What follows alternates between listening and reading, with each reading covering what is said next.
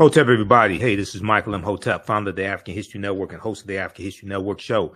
I'm here with one of our esteemed scholars when it comes to African history, African American history.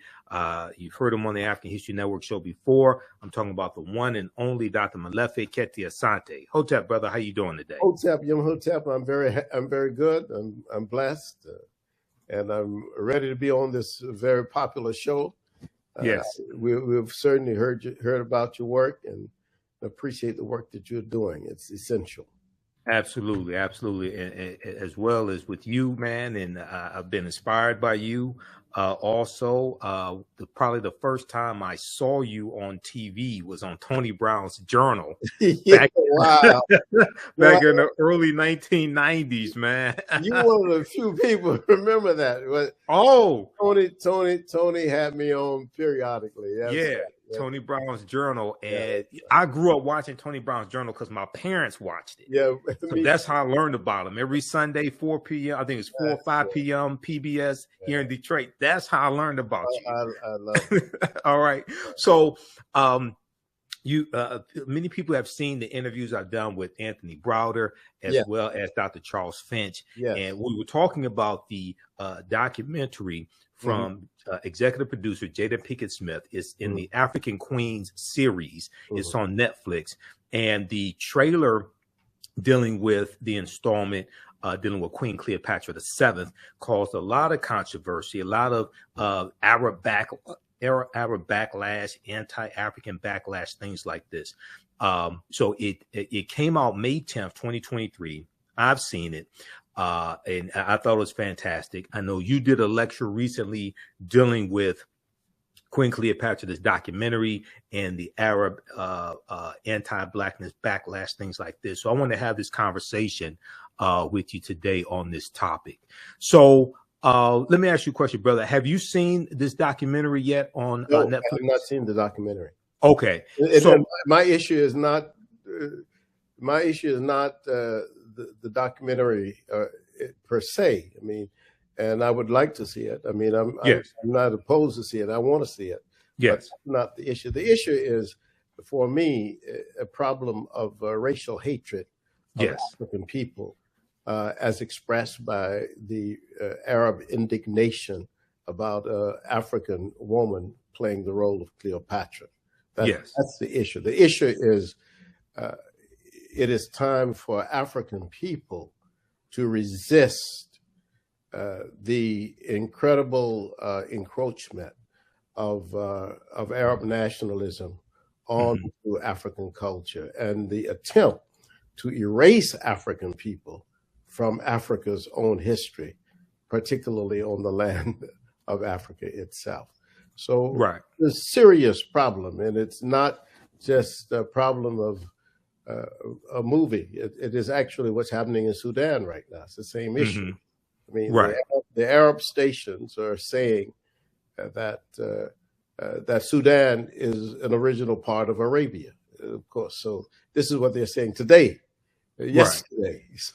So in Arabic, they are having a real strong resistance to Africa asserting itself. And I'm of course one of those people who believe that we have to resist any attempt to falsify the record of African history. So that's where this debate comes with me, how to deal with this question and how to raise this question in a proper context so that African people, not just here in the diaspora, but also on the continent of Africa, began to take up their own intellectual and scholarly arms to fight against this encroachment. And we have to do that. And part of our confusion as African people, to a large degree, over the last 400 or 500 years, and even before that, really that part of that confusion has been because of the Arabization, just like it has been the Europeanization of African people and African cultures. So we've got to adjust to that, and I think that we've slept enough. It's time for us to wake up. Okay, we've slept enough. It's time for us to wake up. And I've looked at a lot of the different comments, the backlash coming from Arabs who are in Egypt today, who are what are referred to as modern day Egyptians. And I know in your lecture, you made the distinction between Egyptian being citizenship, as in the modern term Egyptian today, and understanding an Egyptian in the past when it would be what we would call ancient Kemet, things of this nature. Can you talk about that nuance for a minute? I think that's a very wonderful observation. Yeah, I can talk about it quite specifically. What the Arab population has largely done in Kemet, in Egypt, is to hijack the term Egyptian. That's basically what they have tried to do. Yes. And the idea is that the way they have done it is very interesting, because what they have done is to claim that ancient Egypt was the same as contemporary Egypt. Mm-hmm. And of course, that is not true. I mean, that's just false on the very face of it. I mean, almost anybody can see that.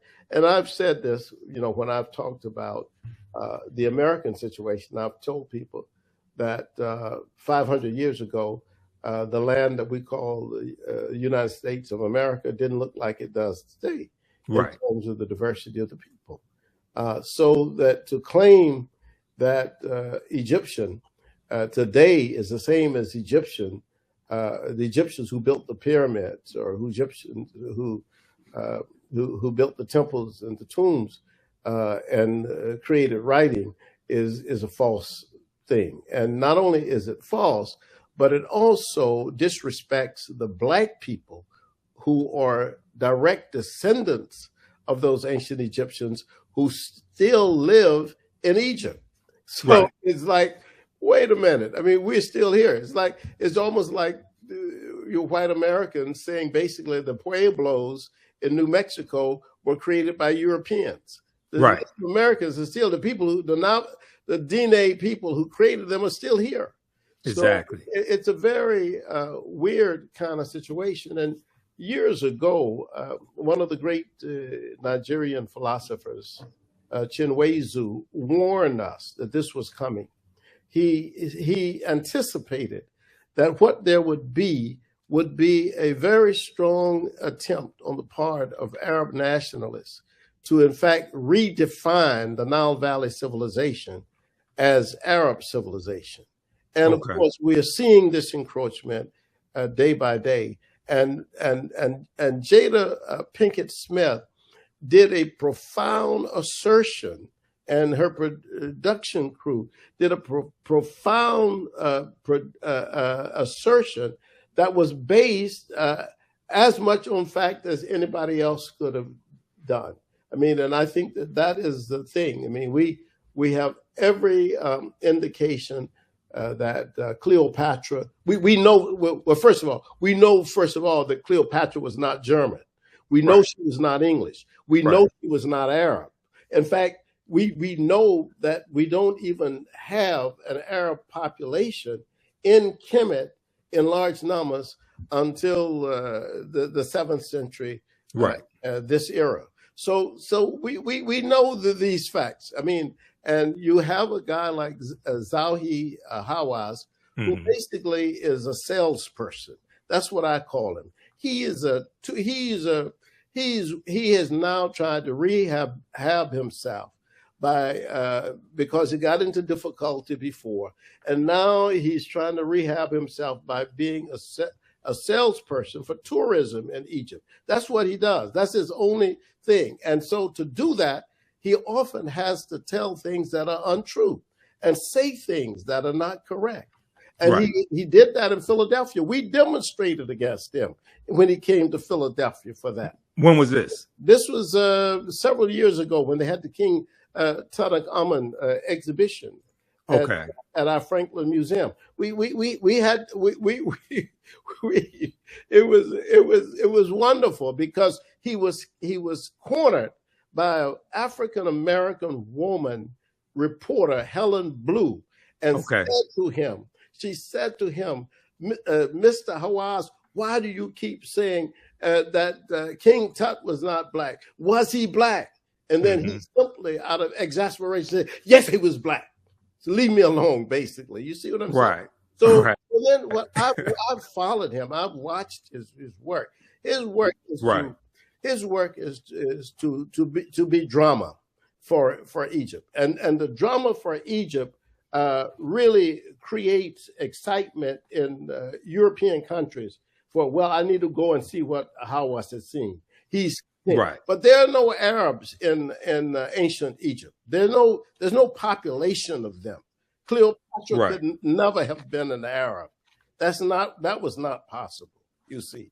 Exactly. So exactly. It's a very, very strange situation. And the smartest thing, and I wrote this in my book, I wrote a book called Culture and Customs of Egypt. And this book was published several years ago, maybe 15 to 20 years ago. And I tried to put this business to rest at that time. And for a long time, I thought we had really solved this issue with history. This is a historical situation. It's not a situation that Black people are having some opinion about something. This is a historical fact, you know. So let's deal with the historical facts. And that's what I've tried to do with the whole question of Cleopatra, you see. Right, exactly. So I want to show this timeline of history here just very briefly for people who may not be familiar with this information. And then I want to show you a couple articles here, because I've been dealing with this on the African History Network show as well. And, you know, I'll have people who I guess they're Arabs who will, you know, make these anti-Black statements and different things of this nature. But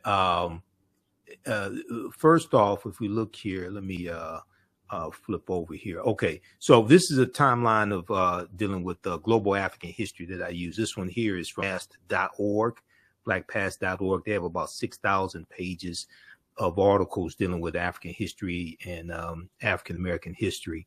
But if we just look at this here briefly, okay, so 332 BC, that's an important date that we need to understand. 332 BCE, before the Common Era. You have Alexander the Greek, or Alexander the Great. He conquers Egypt, okay? And then we know he dies in 323 BC. And one of his generals, Ptolemy I Soter-Lagi, becomes ruler of Egypt, okay? When we look at, we go down, we don't see the Arabs come in until 639 AD, okay? Now, Cleopatra VII was born in 69 BCE, before the Common Era, 69 BCE. So she's born about close to 700 years before the Arabs invade in Egypt. All right. So what I saw in some videos, like on social media, so comments, things like this, Arabs who are there today, whose citizenship is Egyptian, were claiming that Black people were trying to steal their heritage. Or go ahead. It's the direct opposite. Yes. No. It's not Black people trying to steal Arab heritage. It's the Arabs trying to steal Black people's heritage. Exactly. No, come on. No. You know, it's one of these weird worlds. I mean, yes. In fact, what we have to say, and this is very interesting, and I've had this debate for 40 years with many people from that part of the world. What we have to say is that there was conquest. That's true. That is correct. The Arabs did come in, and they came in actually at the invitation of African people. The African people asked the Arabs to come in and help them throw off the Romans, because after the death of Cleopatra, the Romans took over, and they took charge of Kemet.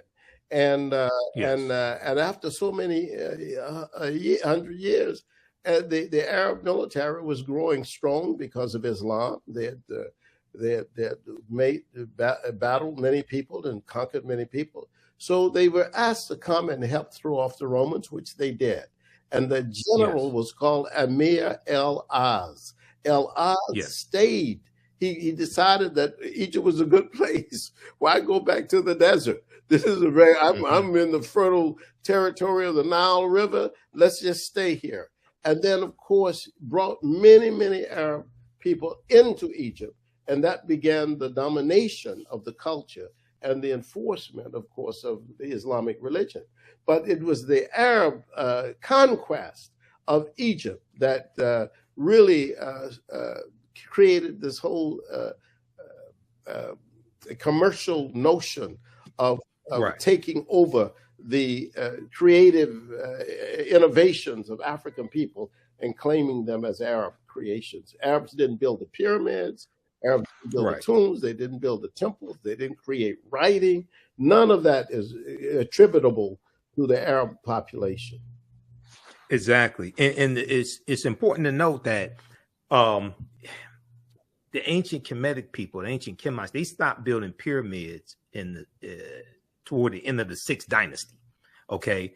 They stopped building pyramids somewhere around 2300 BC, something like that. Okay. Long before the Arabs come in, long before the Romans come in, long before the Greeks come in. Absolutely. You know, and if we really want to deal with it, even before the people called Hebrews was said to have come into Egypt, the Africans have stopped building pyramids also. Okay, absolutely. Yeah. So this is all about, and this is why I think your channel is a good channel. African history. I mean, it's all about correcting these impressions that were based on the idea that African people had been conquered, that we had been enslaved.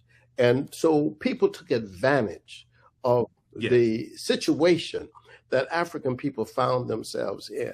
And that meant that for at least for those of us in the U.S., for 246 years, people could write anything they want to write about us because we were not writing in large numbers and we were not reading in large numbers. You see, that's right. Yeah. And then the Arab conquest of Kemet and the attempted conquest, and they still at it in Sudan, and my ancestors trace to Sudan on my mother's side. So when you start talking about the whole situation of the Nile Valley, the idea is how do you take that away from Africa? But that's the attempt. The attempt is, and so by Arabizing African people to make them think that they are Arabs, they have created this internal situation where you have fighting and factions going on in places like Sudan and still in southern Egypt as well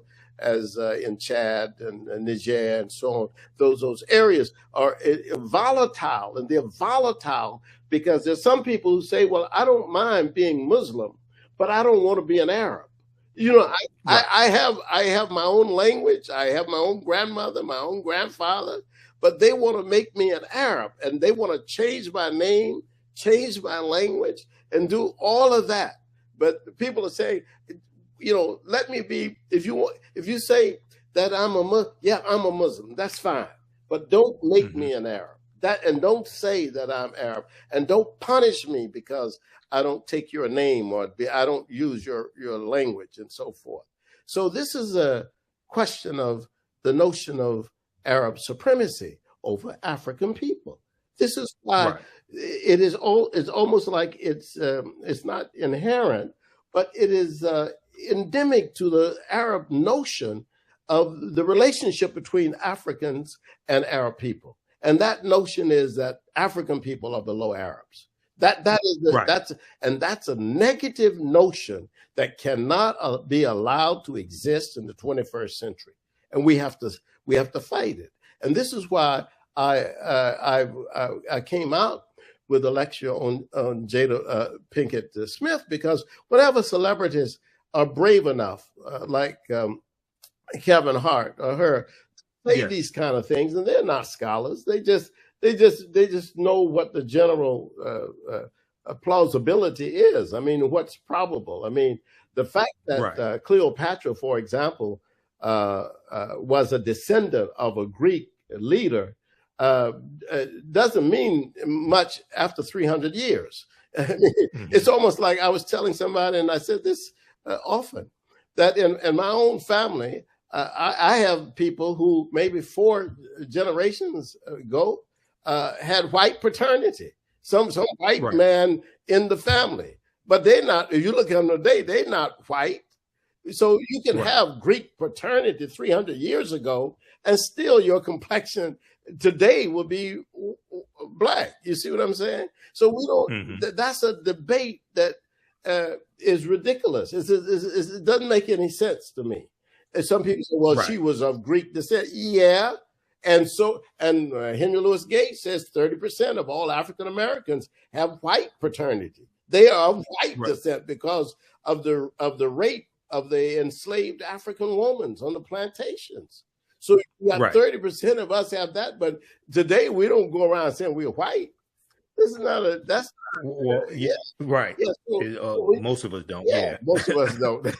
Some of us may think like Clarence Thomas, but you know, me. You were very correct. I get your point though.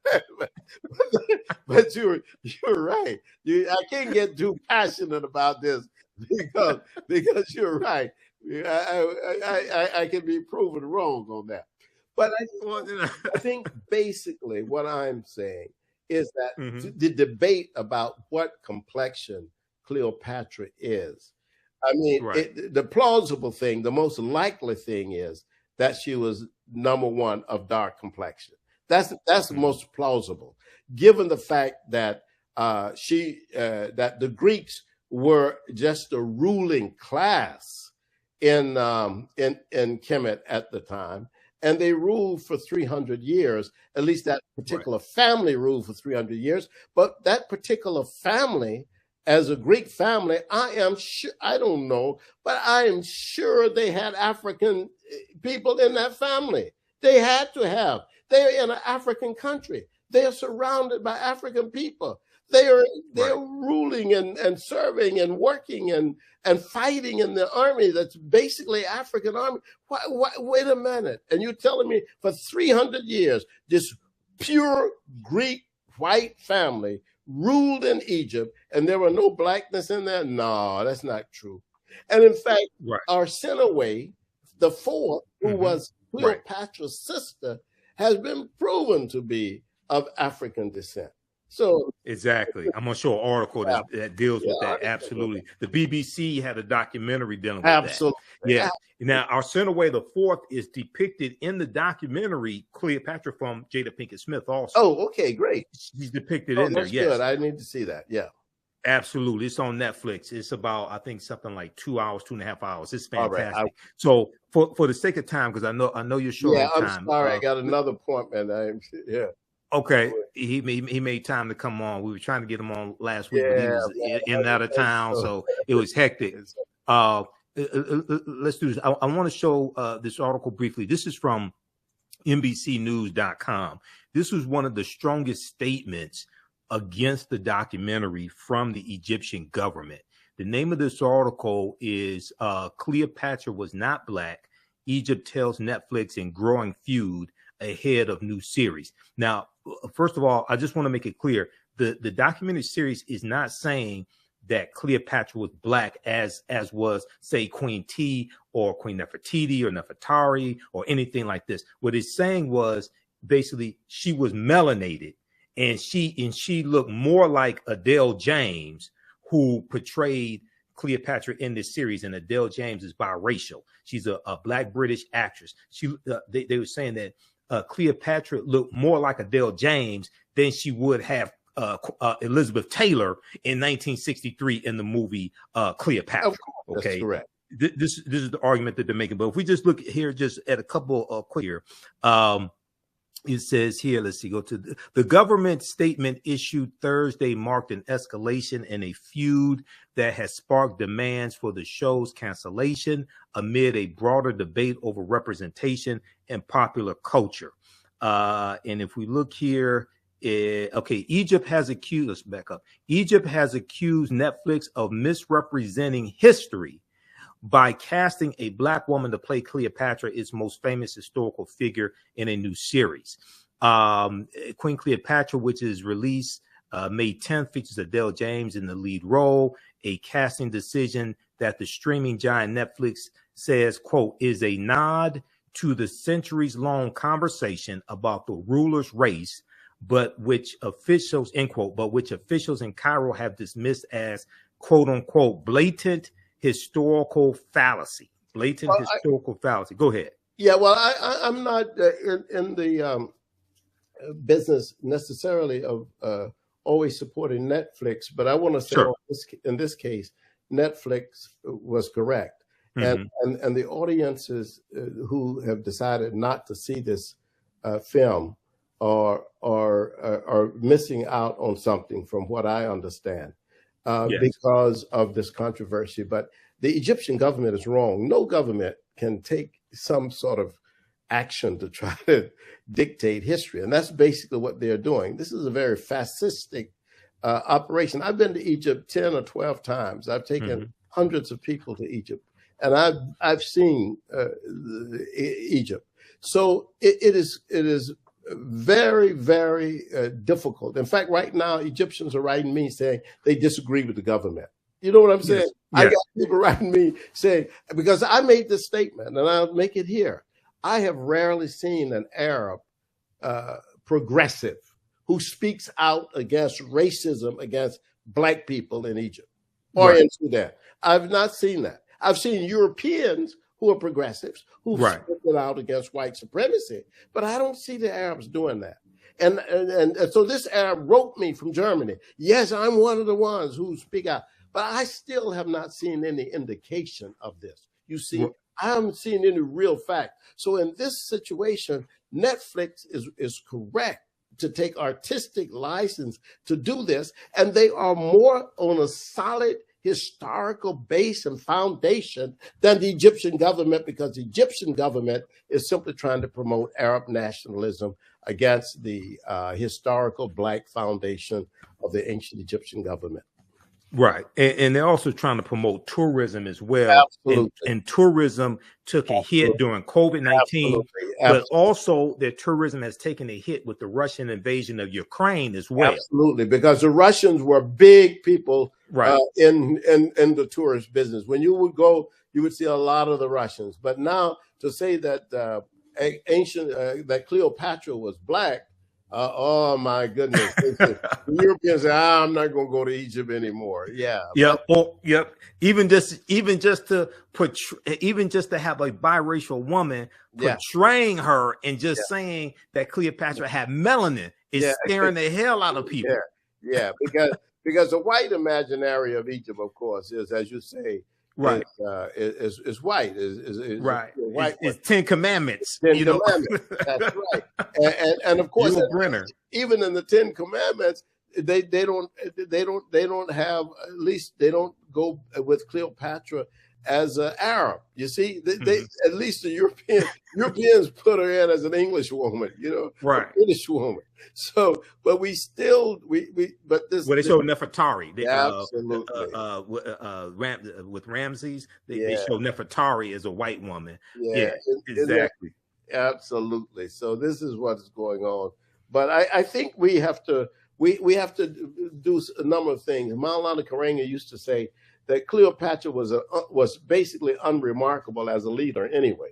So it is a big controversy. But if you start talking about Queen Ty or Hatshepsut, we're talking about great leaders as well, great women who had power and who exercised power. So Beknefru and other women who were leaders in their own right, Amanarensis, the Nubian queen who stopped Augustus from taking over Nubia and so forth. So there are many, many other issues, but I think that this issue here is basically an issue that is anti-African. That's basically what it is. And I think that we just have to keep saying, look, no Arab was ever a pharaoh in Egypt. No Arab was ever could ever be Cleopatra, because that was not true. Even if you say she had Greek descent, she also most likely had African ancestry as well. And and then we also know that Arabic is not indigenous to Africa as a language. It's not. It's an African language now, just like English is an African language now, and French. But it was not an African language. Absolutely. This article here, because I was on KBLA 1580 AM, which is Tavis Smiley's radio station in Southern California. I was on this past Tuesday on the Danny Morrison show, and one of the things we talked about was this documentary series and some of the history of Queen Cleopatra VII, etc. This article here from the Washington Post was a really good article by Bethany Butler. Was Cleopatra black? We're asking the wrong question. Now, one of the things I talked about this on Roland Martin Unfiltered, and some other shows I've been on, and in my interviews with Tony Browder as well as Dr. Anthony Finch. The racial classification of black and white are contemporary terms. Absolutely. Contemporary classification, 17th century, 18th century, things like this. Back at this time, 69 BC, they don't have those classifications. Absolutely. Okay? So it's just important to understand that nuance. But something very, we're trying to look at, a lot of people are trying to look at this history from over 2,000 years ago through the contemporary lens of race today. But something very important in this article is a statement from Jada Pinkett-Smith, and it's on Netflix's companion website called Tudum, Tudum. I think I'm pronouncing that correctly. It's on the third page here. I'm going to go to this because it helps clear up a lot of this confusion, because even in the documentary series, once again, they're not saying Cleopatra was black. More so, they're saying she wasn't white. Okay, so, but it's, let's see here. Pinkett-Smith told Netflix's companion website, Tudum, that the goal of African Queens, with the documentary series African Queens, which launched earlier this year, 2023, with a look at the 17th century ruler Nzinga, that was good also, that one, was to share underrepresented stories about historical women who were so powerful and were the backbone of African nations. She said, we don't often get to see or hear stories about Black queens, and that was really important for me as well as for my daughter, and just for my community to be able to know those stories, because these are tons of them, because there are tons of them, Jada Pinkett-Smith said. Comment on that for a minute. There's another quote that I want to get to. Go ahead, brother. Well, yeah, I mean, I think that she's definitely right. I mean, I don't, and I think that the whole question of what is, I mean, when you start talking about Africanity, the argument that is most likely to be sustainable is that Cleopatra was certainly an African woman.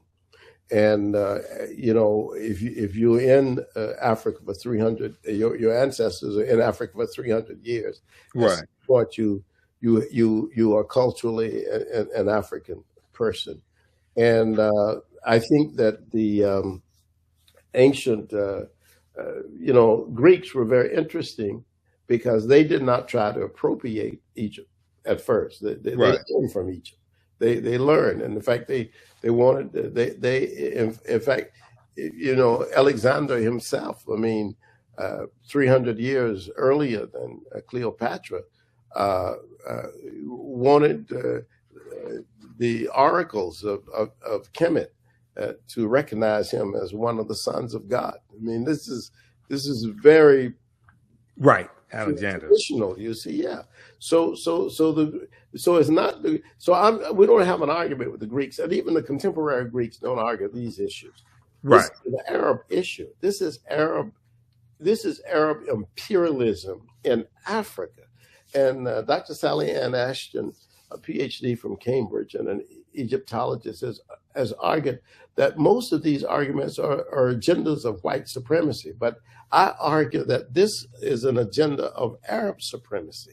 The idea is we cannot, they don't, number one, they basically have persecuted, oppressed, suppressed, and brutalized African people, dark-skinned people in Egypt and in Sudan, and now they cannot stand the fact that on the American nation, on the American side, an African, a woman of African descent, has said what is correct.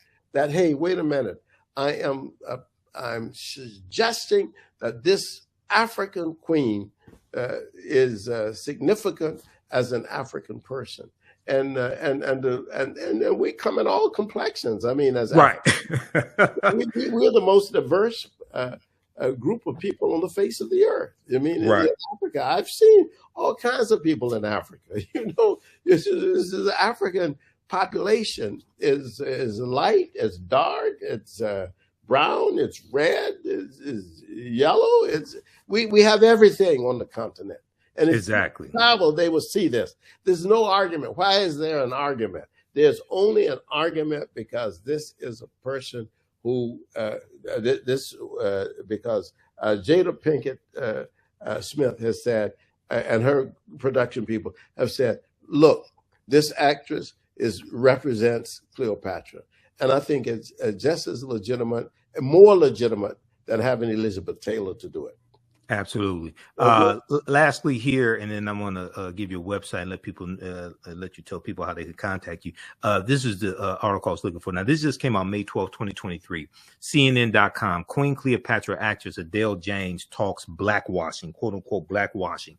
And in here, we scroll down, it talks about how her ethnicity is, now this is a statement from the producers of the documentary. Her ethnicity is not the focus of Queen Cleopatra, the documentary series, but we did intentionally decide to depict her of mixed ethnicity to reflect theories about Cleopatra's possible Egyptian ancestry and the multicultural nature of ancient Egypt. Okay, talk about that for a minute, because at the time, they even say this in the documentary, at the time that Cleopatra was born, the populations that are there in Egypt are the indigenous African people, the Greeks, and they also talk about Hebrews or Jews being there. I would not have written a statement like that because, you know, it's just like when I go to France, I mean, and I see a whole lot of African people in France, in Paris, but I wouldn't say, I mean, France is a white nation. You know what I'm saying? It's like you go to Australia, you see people from Asia and people from Papua New Guinea and everywhere, but Australia is a white nation. So ancient Kemet in 300 BC was a black nation. Yes, it was conquered by Alexander's army, and they imposed a Greek rulership over that black nation. Over a black nation, right? Yes, right. Don't confuse matters. It became more multi-ethnic later as more Greeks came, as later in the Romans era, the Romans, yes, and the Persians, and many people came. But the further you go backwards, the blacker the country is. Oh, correct. Yes, absolutely, absolutely. All right. I know you're short on time, brother. Tell people how they can contact you, and then we've got your website that I'm gonna pull up right here as well. Let people know how they can contact you if they want to bring you in to do a lecture or anything like that. All right. Thank you very much. All right, but let me tell you, you got my website, Molefi Kete Asante.com. Yes. And you can also see our lectures at our think tank, the Molefi Kete Asante Institute It's Okay. MKA Institute lecture series. And if you go to YouTube, you'll see our lectures as well. We appreciate you very much, Michael. Thank you. All right, brother. All right, brother. It's good to catch up with you. Good to talk to you again. Hotep. All right, Hotep. All right, brother. Peace. Peace. All right, everybody. He has to run. He has another commitment. Don't go anywhere. We have more information for you as well. And I'm teaching on Saturdays, I teach my online history classes as well. Ancient Kemet, the Moors, and the Ma'afa, understanding the transatlantic slave trade, what they didn't teach you in school. So we have a session of that coming up at 2 p.m. Eastern Standard Time today, May 20th, 2023. And we'll give you information about that. And we're going to do a free session of the class today. So you can register for that at our website, TheAHNShow.com. TheAHNShow.com. I'm going to post a link here, and you can register for the full 12 weeks. Actually, it's about 14 weeks this time around. You can register for the full 14-week online course. We deal with thousands of years of history and what leads up to the transatlantic slave trade taking place. And I do a PowerPoint presentation. We have book references, articles, video clips, etc. So that was Dr. Molefi Kete Asante that we just spoke with. And he was the he used to be the chair of the Afro-American Studies Department at Temple University in Philadelphia. He has written over 100 books dealing with African history, African American history, and probably about 500 articles or so as well. So he's one of our esteemed scholars. All right, how's everybody doing today? Share this broadcast on your social media platforms. Invite your friends to tune in as well. And go to our website, TheAfricanHistoryNetwork.com, TheAfricanHistoryNetwork.com. We have information dealing with our a radio show, the African History Network show, our classes, all that there. If you want to support the African History Network, you can do so. $ the AHN show through Cash App, $ the AHN show through Cash App, also through PayPal, paypal.me/the AHN show. That helps us keep doing the research, keep broadcasting our Sunday night show. I'm on Sundays, 9 p.m. to 11 p.m. Eastern Standard Time, the African History Network show on 9:10 a.m. The Superstation WFDF here in Detroit. So you can support us, Cash App, PayPal. This is the interview I did with Tony Browder. Follow us on our YouTube channel, Michael Imhotep, IMHOTEP.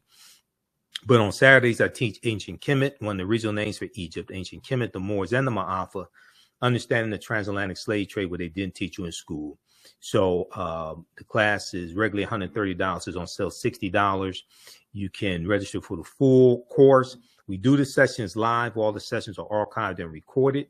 So you can go back and watch them anytime, even a year from now, 2 years from now, you can go back and watch the entire course. Okay. We're going to do, so register for the full course. And then we also would do a free class session today as well. So we'll have that link available here in just a minute at our website, TheAfricanHistoryNetwork.com. Now on Sundays, I teach Black resistance movements from the Haitian Revolution, U.S. Civil War, Civil Rights Movement, and Black Power Movement. That class is 2 p.m. to 4 p.m. Eastern Standard Time. And we deal with history from 1800 to 1968. Okay. Fantastic class. We deal with history chronologically to understand what happened to us after slavery ended and what led up to the Civil War taking place. What were the laws and policies put in place after slavery ended? And what brought us to where we are today to understand where we need to go from here. Your understanding of politics is directly related to your understanding of history. I'm a historian. I'm studying history for 31 years. I'm also a political commentator as well. You see me on Roland Martin Unfiltered on Fridays. I was just on yesterday. So you see me on Roland Martin Unfiltered, as well as for Raji Muhammad's show, The Culture.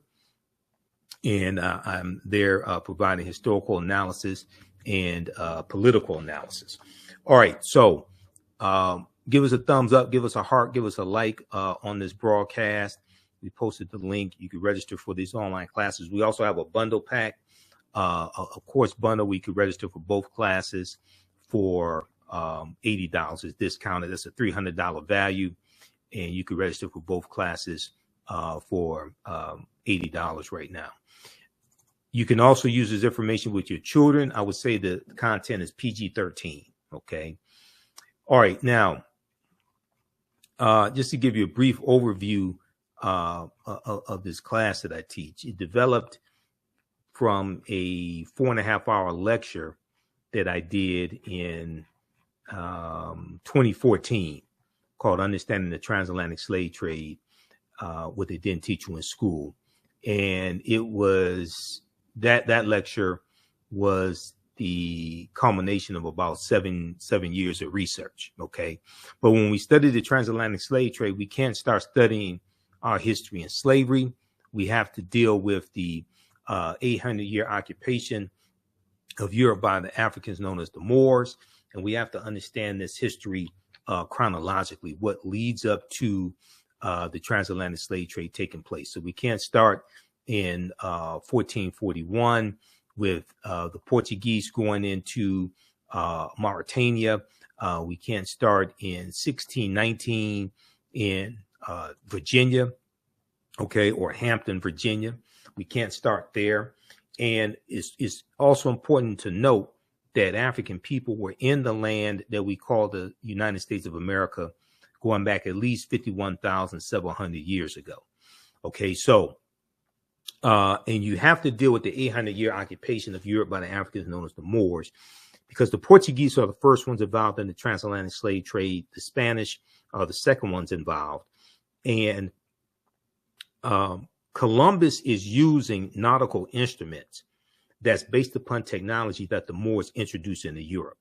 And the teachings that the Moors take into Europe are going to bring Europe out of the Dark Ages. Okay. And the Moors are taking the teachings from ancient Kemet, ancient Egypt, into the Nile Valley region of Africa.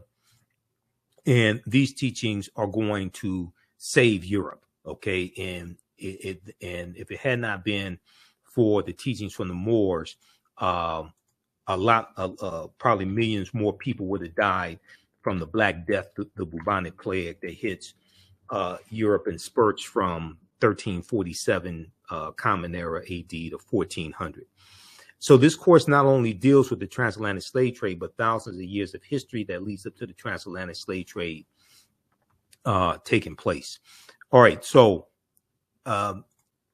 it's important for us to understand that African people are the original people of North, Central, and South America, and have been in the land that we call the United States of America at least 51,700 years ago. So we look at things. So there's about seven books that we use as a reference. And I show you excerpts of the book on the screen. You don't have to buy any of these books to follow along in class. There's about 80 articles that we'll look at. We show that to you on the screen as well. This book right here, The First Americans Were Africans, Documented Evidence, from one of my friends, Dr. David Imhotep. Many of you have seen the interviews I've done with Dr. David Imhotep over the years. His book is backed up by 713 footnotes and 7 peer-reviewed articles. On page 14 of his book, he deals with evidence. He deals with a discovery in Allendale County, South Carolina, that documents an African presence in the Americas going back at least 51,700 years ago. Okay. This was discovered by Dr. Albert Goodyear, who's an archaeologist at the University of South Carolina. They found 13 different types of evidence thoroughly documenting an African presence in the Americas dating back at least 51,700 years ago.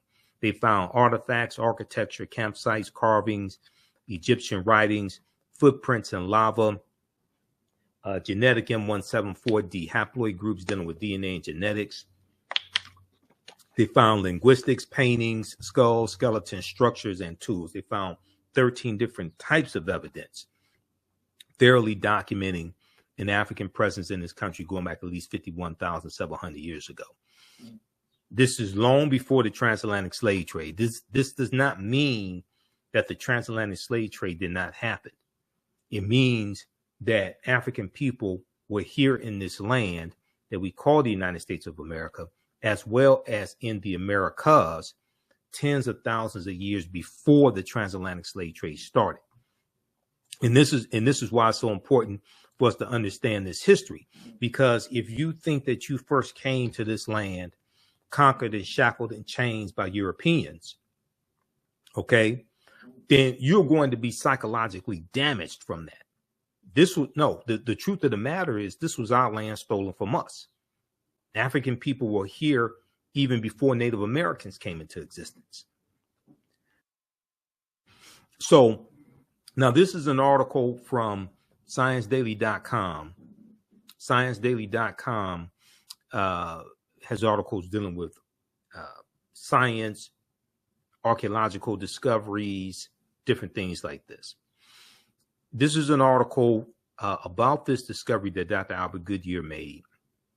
It's from November 18, 2004. It's called New Evidence Puts Man in North America 50,000 years ago. New evidence puts man in North America 50,000 years ago. And in the article, it says, this is a summary of the article. Okay. It says that radiocarbon tests of carbonized plant remains were where artifacts were unearthed last May. That would have been May 2023. Well, that would have been May 2004, along the Savannah River in Allendale County by University of South Carolina archaeologist Dr. Albert Goodyear, indicate that the sediments containing these artifacts are at least 50,000 years old, meaning that humans inhabited North America at least long before the last ice age. Humans inhabited North America long before the last ice age. Okay, so who were these humans? Right now, these were the Khoisan, who are the short-statured Africans. Now, if we look here, there was a article in Science magazine. An October 2012 genetic study published in Science magazine found that the Khoisan in Southern Africa are the oldest ethnic group of modern humans. The Khoisan in Southern Africa are the oldest ethnic group of modern humans, with their ancestral line originating about 100,000 years ago. The Khoisan, formerly called by the derogatory term Bushmen, are genetically unique, and no other currently known population has separated so early from our common human ancestor. The Khoisan, formerly called from our commonly human ancestor. Okay, now the Khoisan, formerly called by the derogatory term Bushmen, are genetically unique. Now, when we look here, these are two Khoisan women. Okay, the Khoisan are the short-statured Africans. And there's a good article from AtlantaBlackStar.com that talks about the Khoisan also. The Khoisan live in Southern Africa in territory that is territory spanning Botswana, Namibia, Angola, Zambia, Zimbabwe, and South Africa. They are largely divided into two groups: hunters and gatherers, the Sans people, and keepers of the livestock, the Khoikhoi people. The Khoisan languages include the distinctive click sounds that are not found in the languages of their neighbors. So read the article from AtlantaBlackStar.com called 5 Ethnic Groups that prove the first humans were Black. Okay, so we go through and look at these different archaeological discoveries, scientific discoveries. We do that in the first 2 or 3 classes. This discovery here that came out in February 2010, this deals with on the Greek island of Crete. They found stone tools that date back 130,000 years ago. Stone tools that date back 130,000 years ago. And they said this is strong evidence for the earliest seafaring in the Mediterranean. Okay. And they said that this seems to push the history of Mediterranean voyaging back more than 100,000 years. Specialists in Stone Age archaeology say previous artifact discoveries had shown people reaching Cyprus, a few other Greek islands, and possibly Sardinia no earlier than 10,000 to 100,000 years ago. Okay, so the deeper they dig, the blacker the planet gets, the more research they do, the older we get. And what this is, when these different archaeological discoveries come out, what it's doing is causing all the scientists and archaeologists, etc., to push the timelines back, Okay. You know, Juvenile had that song back in like 1988, 1999, back that thing up. They keep having to back that thing up when these archaeological discoveries come out. There was one that came out in June of 2017 dealing with Morocco. Okay. And this deals with how they found remains of Homo sapiens in Morocco that date back 300,000 to 350,000 years ago, which are the oldest remains of Homo sapiens, modern man. Now, this article here from NBCnews.com, we're older than we thought. New find pushes human origin back 100,000 years. This is from June 7th, 2017. Modern humans evolved much earlier than previously thought, researchers reported Wednesday. New discoveries at a rich site in Morocco show modern humans were hunting and probably cooking game animals 300,000 years ago, which is 100,000 years earlier than scientists have believed until now. New discoveries and new dating methods show that, in fact, many of the bones belong to modern Homo sapiens as far back as 300,000 and 350,000 years ago. The earliest previous Homo sapiens bones dated back 195,000 years ago, and that was in Ethiopia. This pushes this timeline back over 100,000 years ago, and 100,000 years prior to 195,000 years ago, or so. It pushes the timeline back, and what they're realizing now is that Africans migrated out of the Nile Valley region of Africa much earlier than previously thought. Okay, much earlier than previously thought. Now, there was just an article that the New York Times had that just came out this past week, and this article here. Let's see here if we can pull this up quickly. This article right here from the New York Times. We posted this on our Facebook fan page, The African History Network, The African History Network. Study offers new twist in how the first humans evolved. Study offers new twist in how the first humans evolved, and is saying that scientists now believe that humans didn't evolve just in one area of Africa at one time. Study offers new twist in how the first humans evolved. A new genetic analysis of 290 people suggests that humans emerged at various times and places in Africa. Now, this is from May 17th, 2023. Okay. And when you look at the article, it talks about the discovery that was made in Morocco that I just showed you. Okay. Now, this article just came out this week. Scientists have revealed a surprisingly complex origin of our species, rejecting the long-held argument that modern humans arose from one place in Africa during one period in time. By analyzing the genomes of 290 living people, researchers concluded that modern humans descended from at least two populations that coexisted in Africa for 1 million years. For 1 million years before emerging in several independent events across the continent. The findings were published on Wednesday in Nature. Now, that's a popular journal dealing with scientific discoveries, the journal Nature. Okay.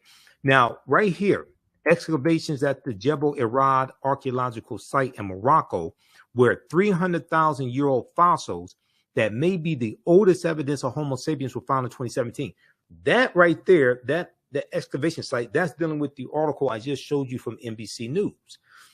That plays a part in this discovery right here that just came out this past week as well.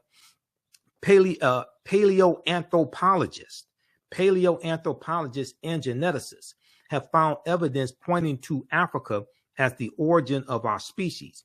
The oldest fossils that may belong to modern humans, dating back as far as 300,000 years, have been unearthed there. So were the oldest stone tools used by our ancestors. Okay, so they're talking about the excavation site in Morocco. All right.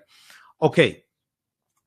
So give us a thumbs up, give us a heart, give us a like on this broadcast. Hopefully you learned a lot today. Hopefully you like this type of information.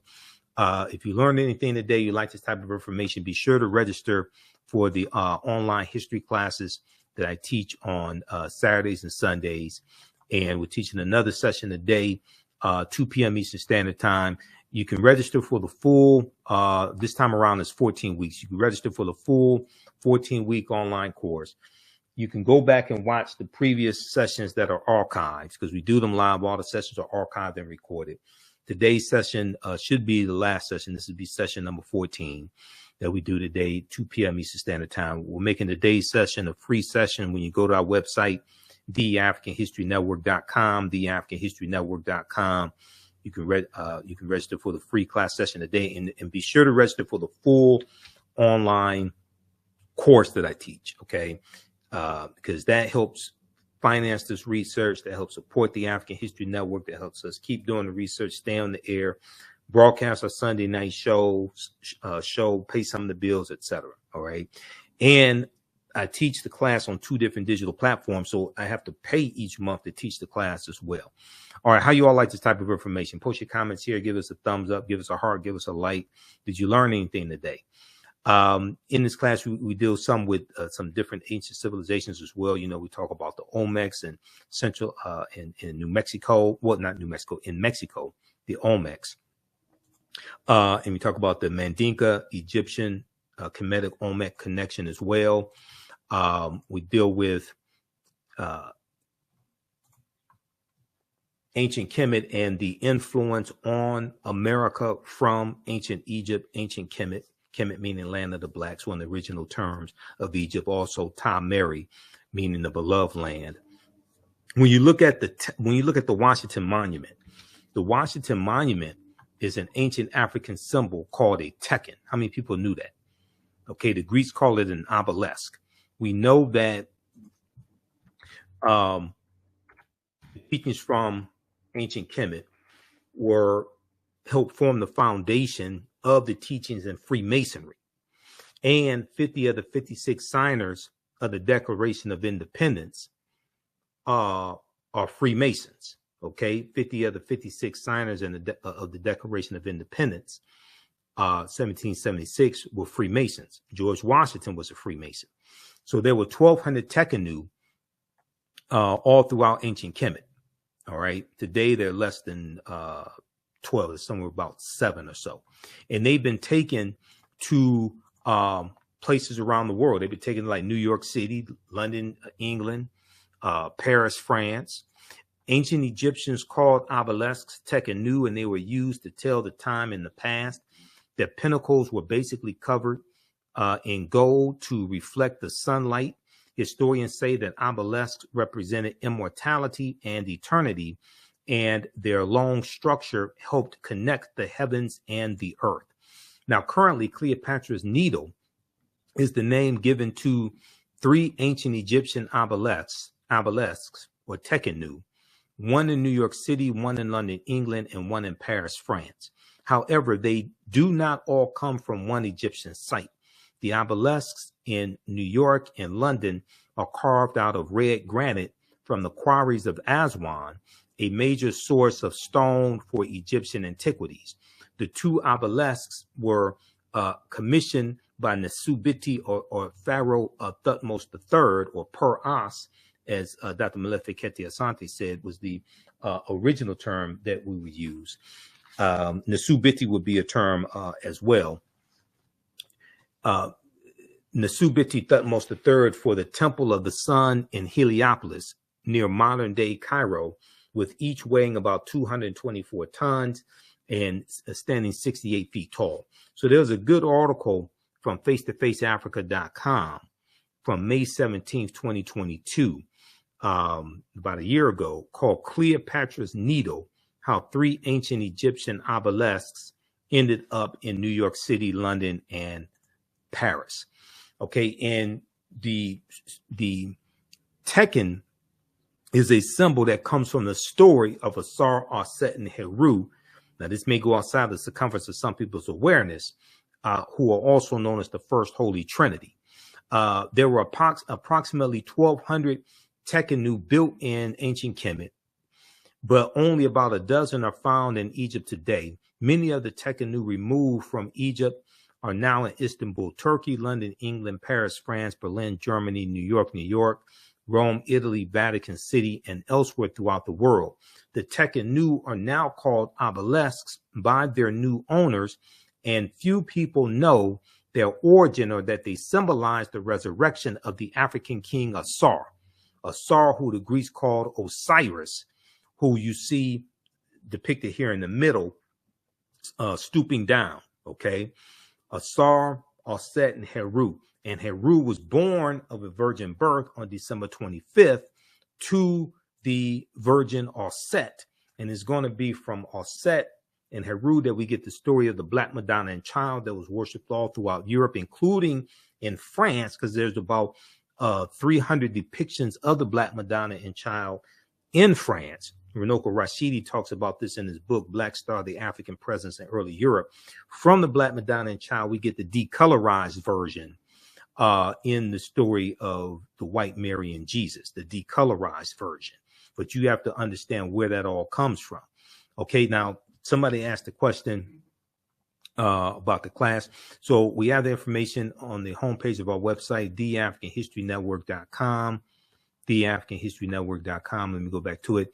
So the full online course is on sale, $60.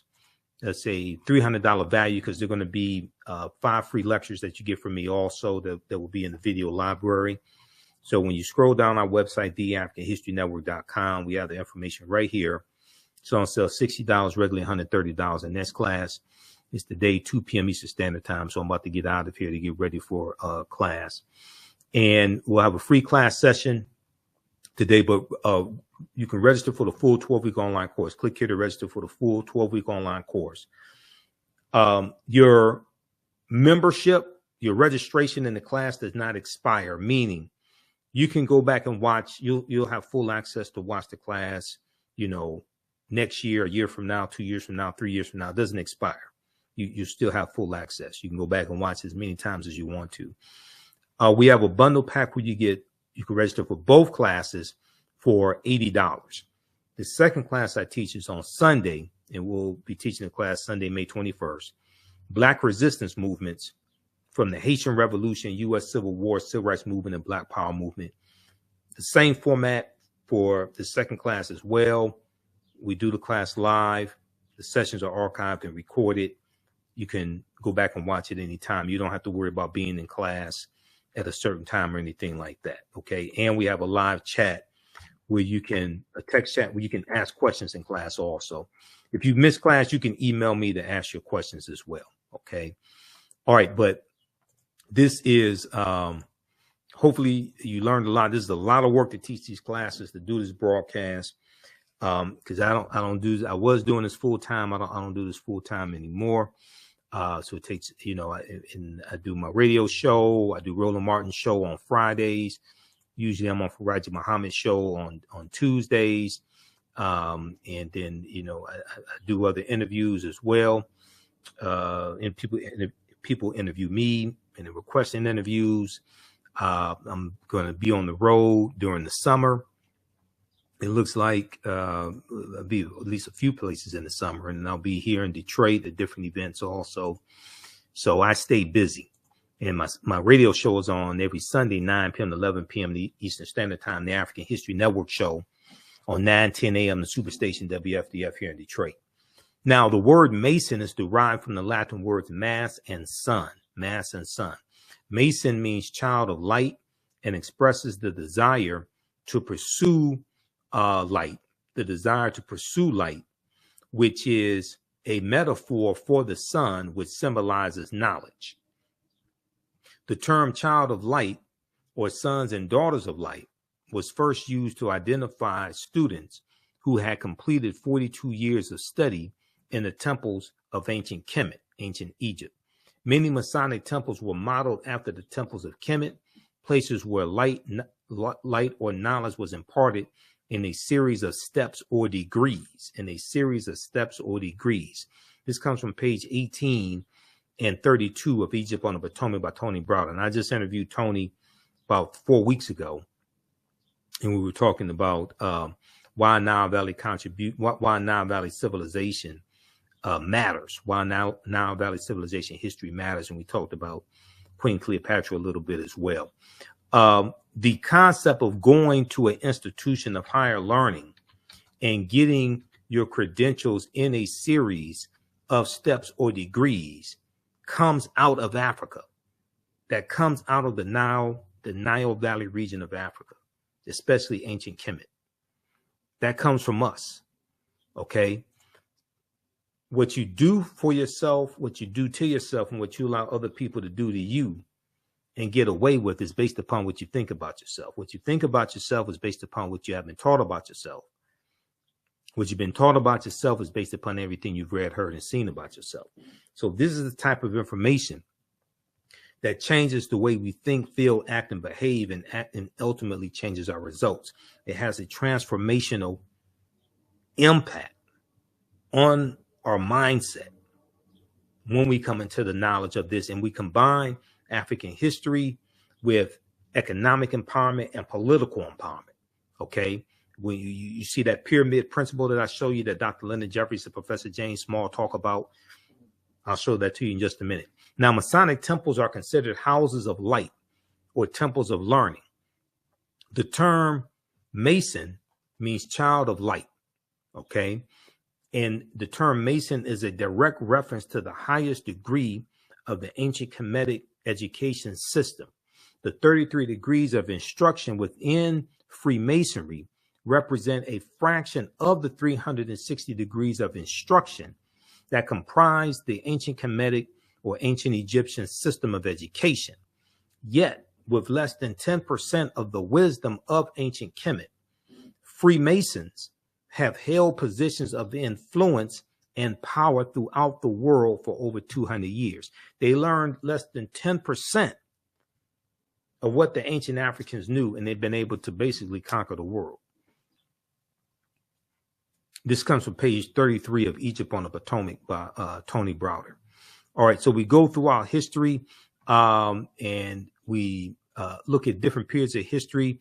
We look at understanding what are patron saints. We look at, we go through history chronologically. Okay. We look at the Moorish influence on Europe.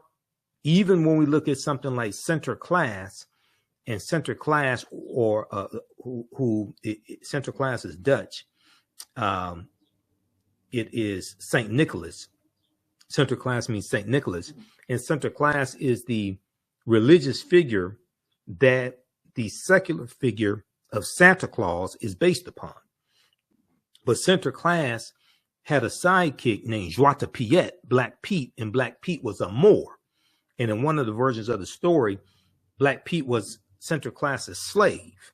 Okay. Some people may say servant, but he was defeated by center class and became his slave. So we go through, look at things like why Christmas is celebrated on December 25th, because nowhere in the biblical text does it state that Christmas is celebrated on December 25th. And that deals with the winter solstice and a retelling of ancient stories dealing with Asar, Aset, and Heru, different things of this nature. Okay.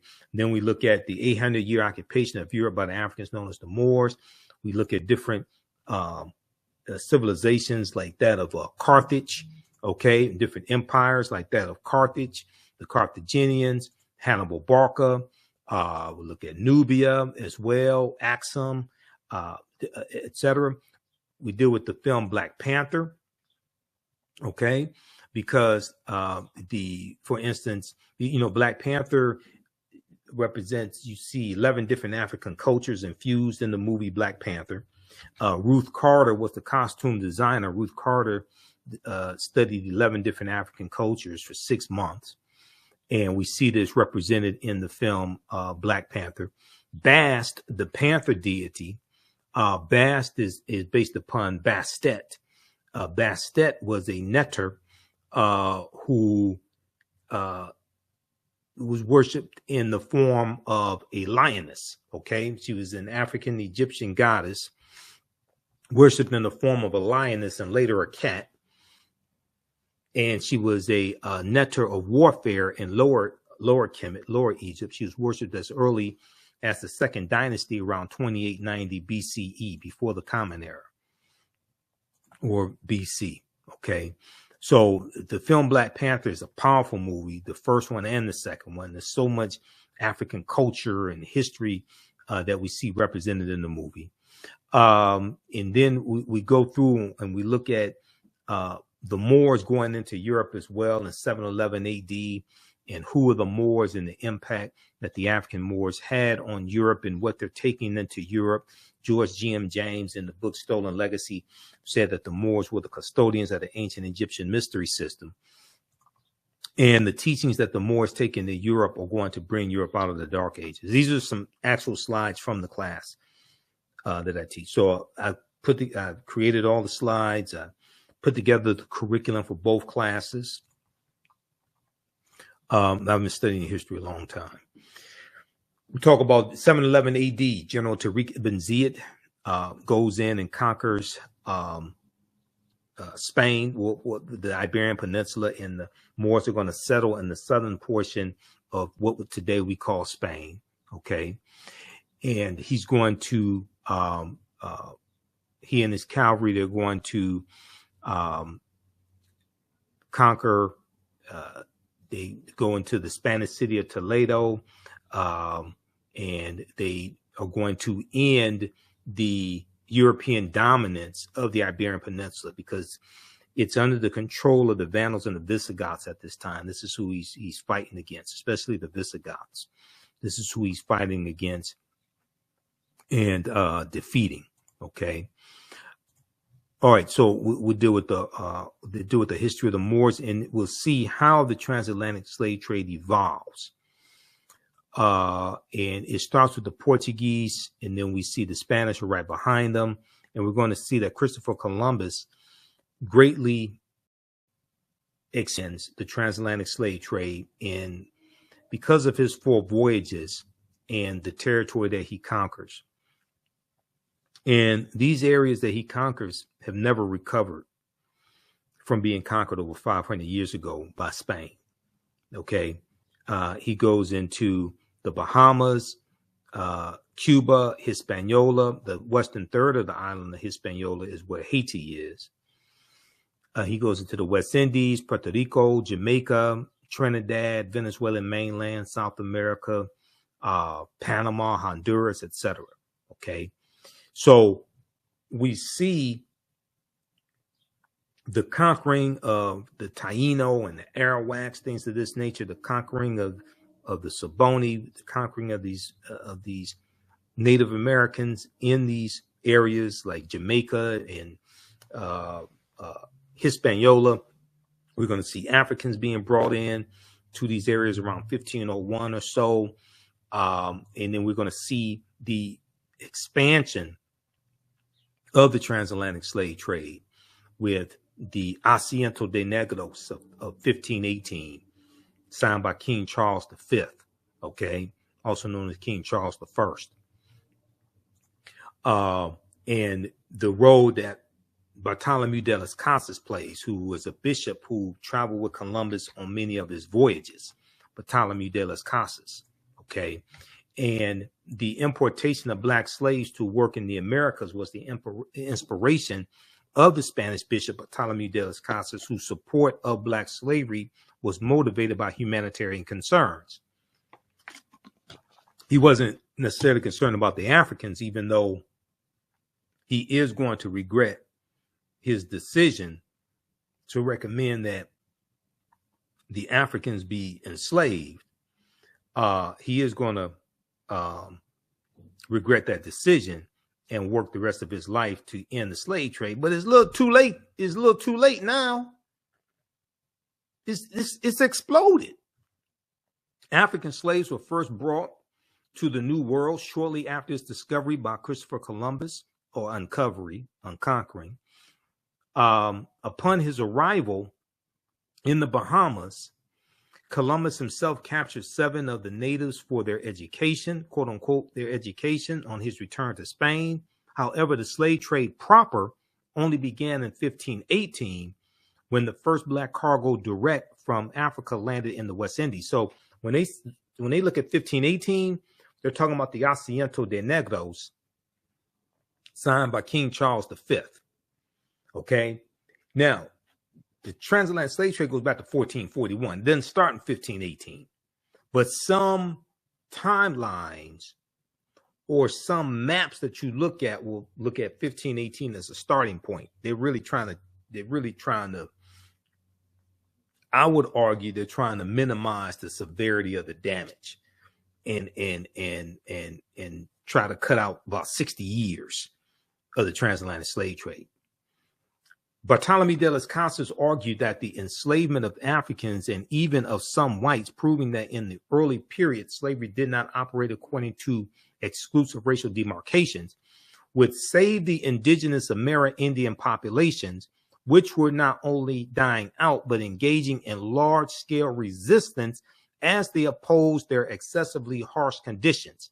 As a result, King Charles V, King of Spain, agreed to the Asiento de Negros, or slave trading license of 1518. He signed this August of 1518, which later represented the most coveted prize in European wars, as it gave to those who possessed it a monopoly in slave trading.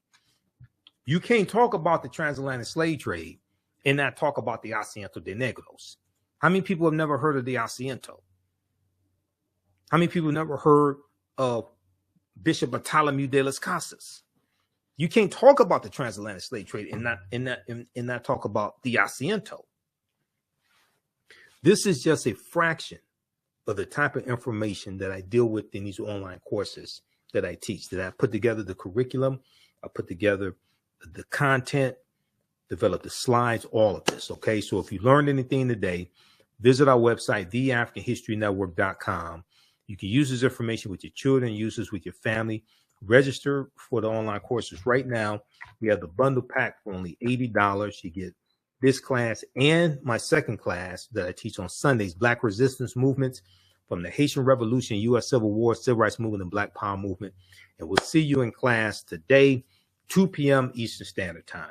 Remember, and also you can support the African History Network another way, $ the AHN Show through Cash App, $ the AHN Show through Cash App, and through PayPal, paypal.me/the AHN Show.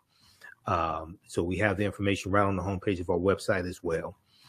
And so this helps us keep doing the research, stay on the air, keep broadcasting. I'll be on the road some this summer, speaking in different cities or expos, etc. So I'm trying to line that up as well. So this helps cover expenses, things of that nature. All right. So if you learned anything today, definitely support us. Follow us on our Facebook fan page, The African History Network, The African History Network, and our YouTube channel, Michael Imhotep, IMHOTEP. Remember, right now it's correct wrong behavior. It's not over till we win. Wakanda forever. And we'll see you in class today, and I'll see you on the radio when I'm on Sunday, 9 p.m. to 11 p.m. Eastern Standard Time. Talk to you next.